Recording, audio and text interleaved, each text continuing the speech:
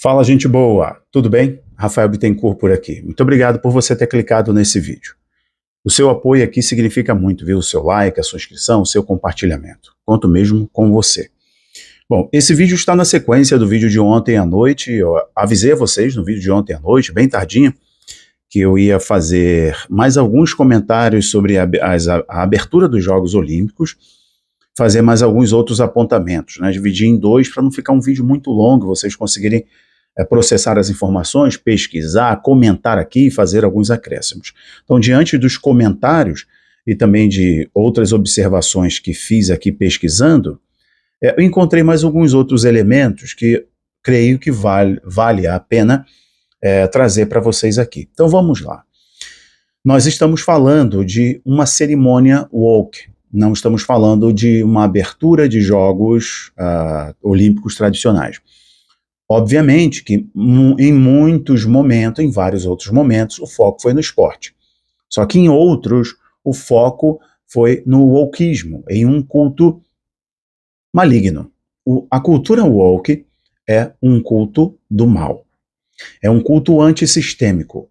É algo produzido para desconstruir a sociedade por dentro. E principalmente cooptar jovens e adolescentes nesse culto radicalíssimo, tá? Então, ele começou pela vigilância para combater a exclusão, para combater o racismo, para combater a discriminação, etc. Então, os vigilantes das redes sociais criaram essa grande arma global de cancelamento para perseguir todos os opositores de suas ideias. Então, tem que ser inclusão, mas não pode ser inclusão do cristão. Tem que ser plural, mas não podem ser ideias, nesse pluralismo de ideias, não podem ser ideias que vão contra o culto do wokeismo. Então é tudo aquilo que romantiza o mal, tudo aquilo que glamoriza a figura do diabo, porque isso é antissistêmico. Estou falando de sistêmico, é judaico-cristão. Vejam aqui, o que está evidente para mim, mais um ponto. O wokeismo, ele está sendo cultuado em vários lugares do mundo, inclusive os globalistas trabalham isso muito bem, porque o wokeismo ele é distópico, ele rompe com o sistema. Logo, se rompe com o sistema, se está aberto para um outro sistema, para uma outra ideia, para um outro conjunto de crenças, valores e regras. Mas uma observação que eu faço logo de cara para vocês. Estou com o notebook aqui, estou olhando para baixo, tá, pessoal? O notebook, estou olhando aqui para baixo, uma matéria do dia 12 de julho de 2024, trouxe a seguinte manchete, um caderno de surf. Diz assim: tema religioso leva Chumbinho a refazer pinturas de suas pranchas para as Olimpíadas. Estou colocando para vocês a imagem, inclusive, enquanto vocês estão me ouvindo. O surfista brasileiro, que é o João Chianca, acho que é assim o nome dele, conhecido como Chumbinho, foi obrigado a mudar a pintura de suas pranchas.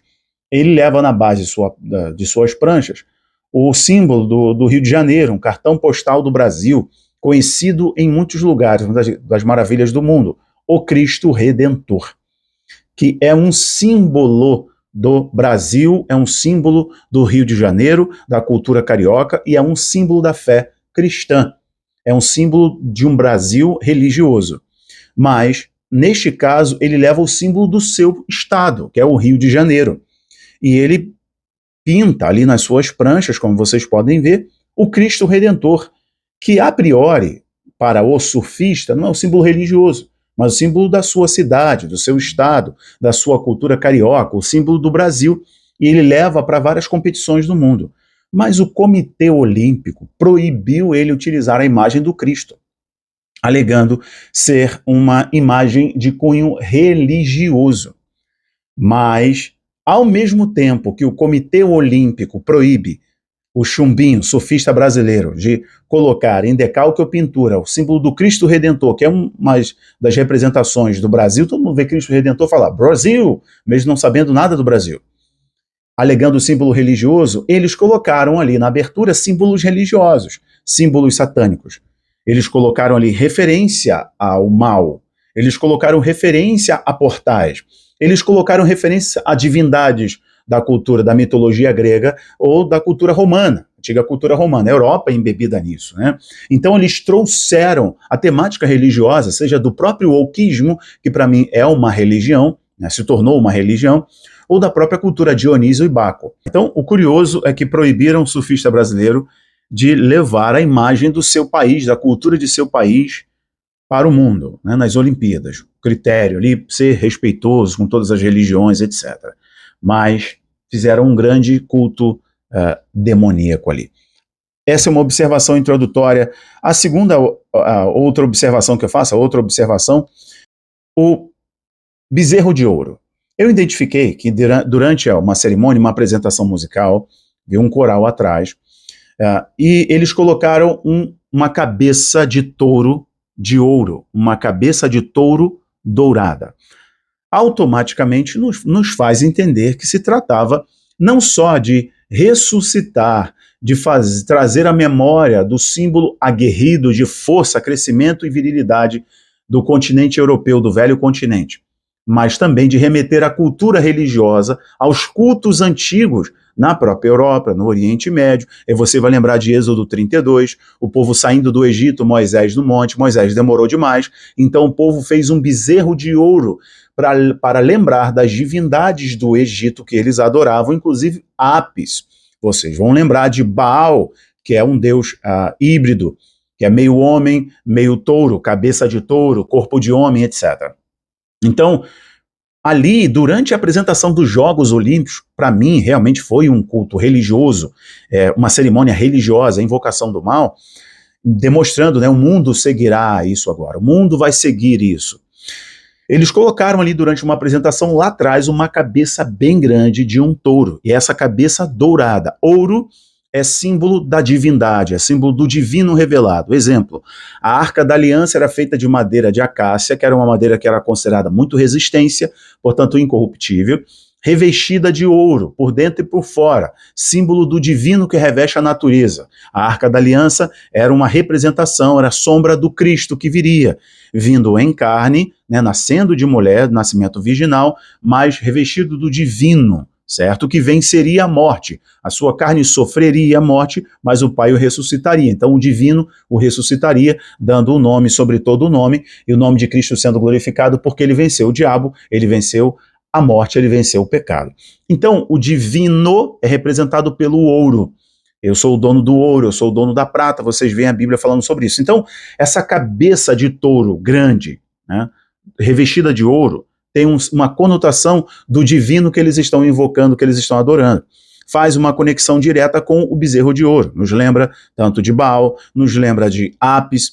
Inclusive, há um tempo atrás, eles rodaram, né, a Europa, vários países da Europa, os Estados Unidos, várias capitais do mundo, com os arcos de Palmira, lá do templo, lá na Síria. Eles reconstruíram aquele arco, que é chamado de Arco de Baal, aquele arco bem grande de Baal, e as pessoas, em Londres, em Paris, eles fizeram uma cerimônia, e ali aquele novo culto a Baal. Engraçado que os jovens na Europa, nos Estados Unidos, na Europa, principalmente na cultura nórdica, voltaram a adorar os deuses da antiguidade, os deuses do paganismo, né?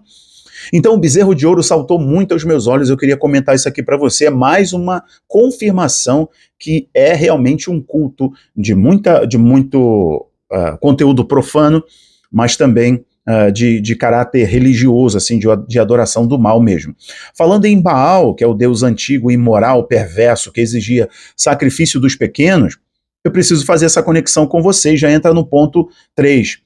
É o seguinte, em alguns momentos a gente conseguiu ver, eu consegui ver, uns portais e crianças em túneis, pequenos em túneis, e alguns portais.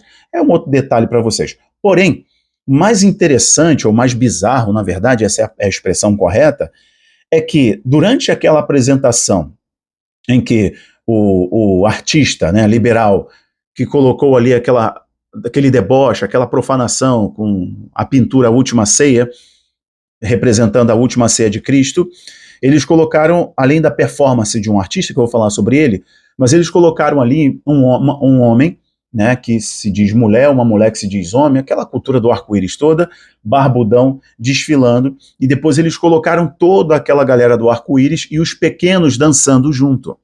Eu não vou colocar os vídeos para vocês, para eu não ter que depois excluir o vídeo. Então, em alguns momentos, eles fizeram essa representação da cultura do arco-íris, sabe? Com os pequenos, porque o foco é esse, é trazer os pequenos para esse culto. É influenciar a próxima geração como eles sempre fizeram. Né? Graças a Deus pelas redes sociais e muitos irmãos cristãos conservadores estão despertando para poder combater toda essa doutrina maligna. Então, a intenção é justamente provocar, tocar na próxima geração, e por isso que eles fazem com muita frequência. Colocar os pequenos nos shows, né, nas apresentações, levar essa cultura do arco-íris até a escola para doutrinar a próxima geração, criando os seus exércitos. Se eles doutrinarem as crianças, eles não precisam mais remendar os homens. Essa é a ideologia deles. Agora, sobre a cultura de Baco, né, a cultura de Baco, que no caso aí é da cultura romana, né, o deus do vinho, o deus ambíguo, que ao mesmo tempo ele te dá felicidade, mas ele te enfeitiça com o seu vinho, e as nações se embebedaram do vinho da imoralidade. Ali, aquele artista, que é o Philippe Catterini, tá tudo pintado de azul, seminu ali, dançando, cantando, naquele banquete. Aquele é um culto a Baco, fazendo a menção da cultura antiga na Europa, da idolatria na Europa, da divindade na Europa, que era Baco, o deus da imoralidade, do vinho, também da fertilidade, da orgia.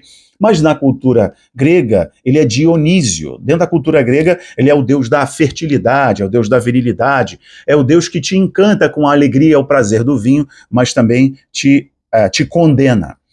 Dionísio. Então, aquela representação ali, de novo, era um símbolo de uma divindade. Né? Então, rompe-se com a Europa cristã e leva a juventude, leva a Europa e as nações a um pluralismo de deuses da antiguidade, que são demônios, que se travestiram de divindade no decorrer da história e da geografia com outros nomes. Bom, então, o que nós estamos vendo aqui é mais uma prova. Depois eu volto com mais vídeos, para isso aqui não ficar muito longo, se for necessário, fazendo alguns apontamentos para vocês sobre o culto que foi estabelecido ali, como eles, num evento em que o mundo inteiro está assistindo, eles precisam dessa plataforma. Enquanto o mundo está assistindo, nós vamos mostrar qual é a nova cultura, qual é a nova visão, como que a Europa, né, o centro do mundo foi historicamente, né, o centro do mundo, a capital cultural mundial, política do mundo, né? Como a Europa influenciou o mundo com as navegações, como a Europa quer influenciar o mundo com o que virá a partir dela.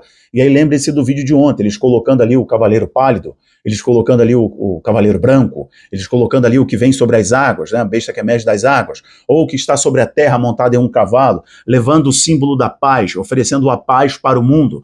Aqueles que seguirem o seu governo receberão a paz, e os que não seguirem serão decapitados, como vocês viram a representação. Né? Vocês viram a representação lá da cabeça falante, por aí vai. Bom, está mais do que confirmado que foi um culto bizarro, estranhíssimo, e eu fiz mais alguns apontamentos aqui para vocês. E aí, o que mais vocês viram? Comenta aqui embaixo. Um grande abraço. Tchau, tchau.